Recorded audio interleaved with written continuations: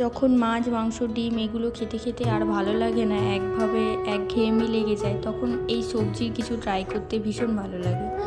সবজির এই সিমের ভর্তাটা বানানোর জন্য সিমগুলোকে ফার্স্ট ভালো করে ধুয়ে নিতে হবে, এক সাইডে রেখে দিতে হবে।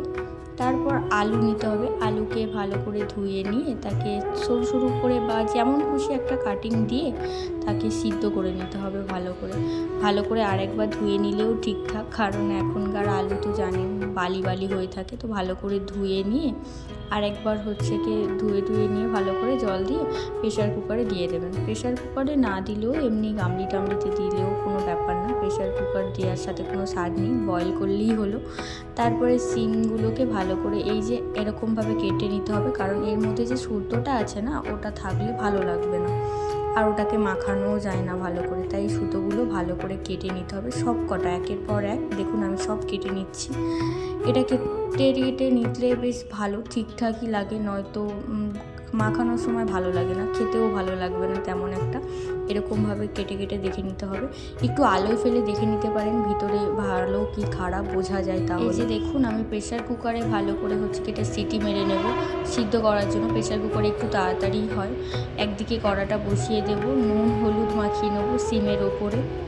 নুন হলুদ ভালো করে মাখিয়ে নিয়ে কড়াইয়ে একটু তেল দেব, একটু তেল দিলেই হয়ে যাবে, বেশি তেল দেওয়ার দরকার নেই। এবার আপনাদের মন মতন করতে পারেন।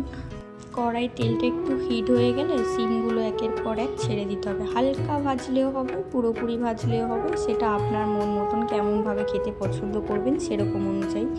আমি একটু ডিপলিভাবেই ভাজবো, ভেজে টেজে ভালো করে তুলে নেব। কড়া থেকে অনেকটা তেল তাও এক্সট্রা বেরিয়ে গেছে, তো ঠিক আছে।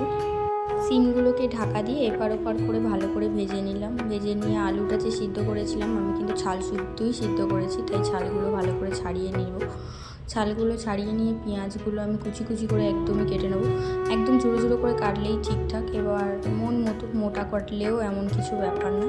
পেঁয়াজের স্বাদটা একটু আলাদা, পেঁয়াজ খেতে তো আমার ভীষণ ভালো লাগে, কার কার ভালো লাগে কমেন্টে জানিও। পেঁয়াজগুলো আমি কুচি কুচি করে একদমই কেটে নেবো। কুচি কুচি করে কেটে নিয়ে ওই যে তেলটা বেঁচেছিলো কড়ায়, ওতে আমি শুকনো লঙ্কা কয়েকটা ভেজে নিয়েছি।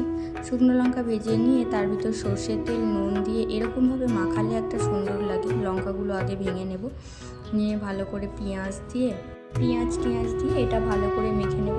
তারপরে আলুটাকে ভালো করে মাখবো, এর সাথে মাখিয়ে নিয়ে তারপর সিমটাকে ভালো করে ছাড়িয়ে নিয়ে ভালো করে মাখাবো। দানা শুদ্ধ খেতে পারো, না শুদ্ধ, দানা শুদ্ধ একটা ভীষণ ভালো লাগে, দানা সিম্পলও ভীষণ ভালো লাগে, সিমটা খেতে। তারপর সিম আলুগুলো ভালো করে মাখিয়ে নিতে হবে।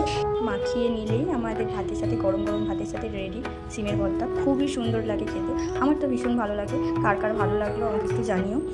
এই রেসিপিটা আমি আমার ঠাম্মার কাছ থেকে শিখেছি, ভীষণই সুন্দর লাগে, ঠাম্মা ফার্স্ট আমাকে শিখিয়েছিল। আজকের মতো বাই বাই সবাইকে, কাল আবার দেখা হবে নতুন একটা রেসিপি নিয়ে। আপাতত সবাই ভালো থাকবেন।